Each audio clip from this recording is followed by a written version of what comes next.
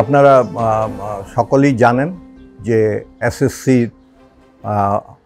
যেটা মামলা চলেছিল সুপ্রিম কোর্টে, ওটা 3 এপ্রিল জাজমেন্ট দিয়েছিল সুপ্রিম কোর্টে এবং 26,000 চাকরি বাতিল হয়েছে। তারপরে 7 এপ্রিল এখানে নেতাজি ইন্ডোর স্টেডিয়ামে রাজ্যের মুখ্যমন্ত্রী যারা চাকরি হারিয়েছিলেন তাদের ওখানে গিয়ে তাদের বক্তব্য শুনলেন এবং তিনি ওখানে উনারও বক্তব্যটা উনি রাখলেন।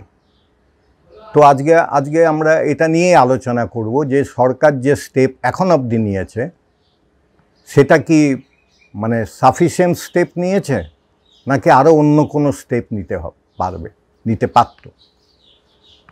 এখন প্রশ্নটা হচ্ছে সুপ্রিম কোর্টের যে জাজমেন্টটা যেটা বেরিয়েছে, জাজমেন্টে যে রায়টা দিয়েছে, রায়ে পরিষ্কার করে বলে দেওয়া হয়েছে যে যারা আগে কোনো রাজ্যে কোনো কর্মচারী ছিলেন, যারা বেটার অপরচুনিটির জন্য আবার এসএসসি পরীক্ষা দিয়ে তারা টিচারের চাকরি নিয়েছে, তারা চাইলে পরে রাজ্য সরকারের কাছে অ্যাপ্লাই করবে এবং রাজ্য সরকার 3 মাসের মধ্যে যদি ভ্যাকেন্সি নাও থাকে সুপারনিউমারি পোস্ট তৈরি করে তাদেরকে সেখানে অ্যাবজর্ব করে দেওয়া। আর যারা কিছু একজন ফিজিক্যালি হ্যান্ডিক্যাপ এরকম ছিলেন তাদের ব্যাপারেও কিছুটা সুবিধার কথা বলেছিলেন।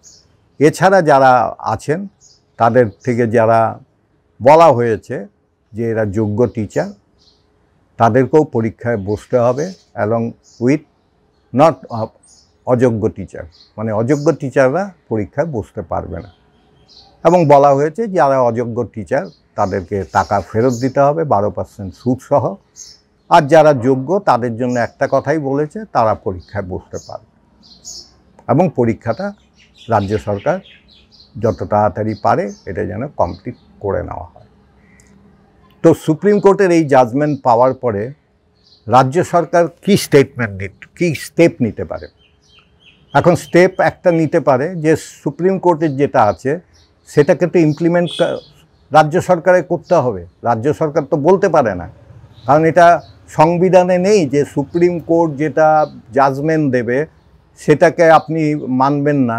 এটা কোনো রাজ্যের মুখ্যমন্ত্রী এই জিনিসটা করতে পারেন না। তাদের হাতে 2টো অপশন থাকে। একটা অপশন যেটা হচ্ছে সেটা গিয়ে তার যেটা হায়ার আছে, এখানে যেহেতু এটা 2 ম্যান জাজমেন্ট ছিল, তারা এটা বৃহত্তর করে রিভিউ পিটিশন করতে পারে। রিভিউ পিটিশনে গিয়ে তারা চ্যালেঞ্জ করতে পারে আবার, এই একটা আছে। আর আরেকটা যেটা আছে যে আমি এই যে অর্ডারটা বেরিয়েছে তার কিছু মডিফিকেশন যে জাজমেন্টটা বেরিয়েছে তার কাছেই যেতে হবে। এটা অন্য কাছে গিয়ে আবার মডিফিকেশন হয় না। মডিফিকেশন হবে যেখানে প্রধান বিচারপতি এবং আরেকজন যিনি ছিলেন উনার কাছে গিয়ে মডিফিকেশনের কথা বলতে হবে। এবং মডিফিকেশনটা কি? মডিফিকেশনটা এইটাই যে যেহেতু আপনারা 26,000 চাকরি চলে গেছে, তারা তো এখন স্কুলে যেতে পারছে না। এখন স্কুলে যদি তারা না যেতে পারে, এই যে যারা পড়ছে 9, 10 এবং অন্যান্য ক্লাসের ছাত্রছাত্রীরা 11, 12 এগুলিও আছে, তা তাদেরকে কিভাবে পড়ানো হবে? এত কমে গেলে ম্যান পাওয়ার যদি কমে যায় তার মানে তো শিক্ষা ব্যবস্থার মধ্যে অনেকটা এফেক্ট চলে আসবে না? অনেক স্কুলে হয়তো 4 জন বাতিল হয়ে গেছে, অনেক স্কুলে হয়তো 6 জন বাতিল হয়ে গেছে। তো এমনিই ম্যান পাওয়ার খুব কম থাকে, সেই তুলনায় যদি আরও কমে যায় তো এটা তো সম্ভব না, শিক্ষা ব্যবস্থাটা তো ভেঙে পড়বে। তো এই অ্যাপিলটাই সরকার করেছে যে তাদেরকে রেজাল্ট বা পরীক্ষায় বসে রেজাল্ট না বের হওয়া অবধি তাদেরকে আবার কাজ করার সুযোগটা দেওয়া হোক। মানে যারা নন টেন্টেড, যাদেরকে কোর্টের অর্ডারে বলছে যে এরা টেন্টেড নয়, তো তাদেরকে অন্তত কাজ করতে দেওয়া হোক। কারণ তাদেরকে তো টাকা ফেরতের কথা বলেনি, তাদেরকে কোর্টের চোখে তারা নন টেন্টেড। ওইটা কোর্ট রায় দিয়েছে যে না, পরীক্ষাটা আবার নিতে হবে কারণ কিছু প্রবলেম আছে, সবাইকেই নিতে হবে। কিন্তু কোর্টের রায়টার মধ্যেই কিন্তু বলা আছে যে এই টেন্টেডদের কিন্তু টাকা দিতে হবে না। টেন্টেডদের যদি টাকা না দিতে হয় তার মানেই হচ্ছে তারা মোটামুটি চাকরির উপযুক্ত করার, এই জন্যই তো তাদেরকে টেন্টেড করেনি, না হলে তো সবাইকে টেন্টেড করে দিত। তার মানে প্রমাণ নেই যে এরা টেন্টেড, এই প্রমাণটা নেই, থাকলে তো বলতো এরা সব টেন্টেড।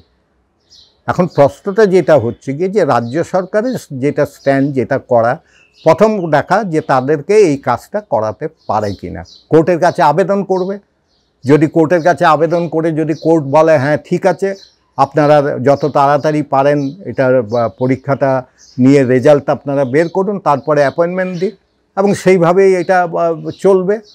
তখন কি হবে, যারা কাজ করছে তাদেরকে অ্যাপিল করেছে আপনারা গিয়ে কাজ করুন, অ্যাপিল করেছে মুখ্যমন্ত্রী আপনারা গিয়ে কাজ করুন।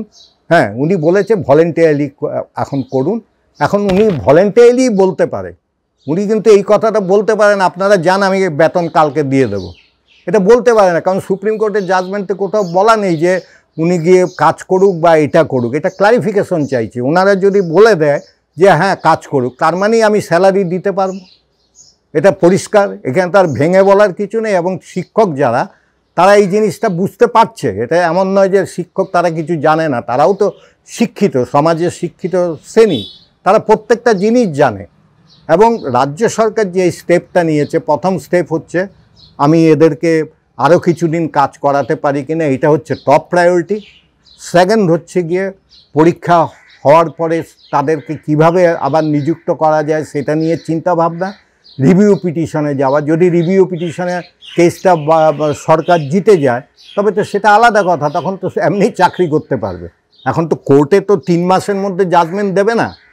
আজকে যদি রিভিউ পিটিশনে যায়, এটা শুনানি হবে, দুপক্ষের শুনানি হবে, আবার হবে আইনের কোন ধারা এটা ঠিক হয়নি, কোনটায় ঠিক হয়নি, কোন জাজমেন্টটা ঠিক হয়নি, সেগুলি নিয়ে আবার লড়াই হবে এবং আলটিমেটলি সেই জাজমেন্টটা বের হবে। সেটা কতদিনে বের হবে সেটা সরকারও জানে না, সেটা সুপ্রিম কোর্টও জানে না। তাদের পক্ষেও সম্ভব না বলা যে হ্যাঁ আমি 10 দিনের মধ্যে রায় দিয়ে দেবো। এইটাই দেখুন, এই যে অর্ডারটা, এটা কতদিন পরে আসলো, স্টে হয়েছিল গত বছরে, অনেক দিন পরে গিয়ে জাজমেন্ট আসলো। তো কোর্টের এরকমই বিচার পদ্ধতি হয়। এবং রাজ্য সরকার যেই স্টেপগুলি নিয়েছে, এই স্টেপের বাইরে এখন কিন্তু কোনো স্টেপ নিতে পারে না। এখন রাজ্য সরকার কিন্তু কখনো বলতে পারে না হ্যাঁ আপনারা চাকরি করুন, যা হবে আমি দেখে নেব। এটা কিন্তু কোনো মুখ্যমন্ত্রী কেন, ভারতের প্রধানমন্ত্রীও বলতে পারবে না কোনো দিন এই কথা। কারণ সুপ্রিম কোর্ট হচ্ছে আমাদের যে ভারতবর্ষের যে আইন আছে, সেই ভারতবর্ষের আইনে হচ্ছে সুপ্রিম কোর্ট হচ্ছে সবচেয়ে ঊর্ধ্বে।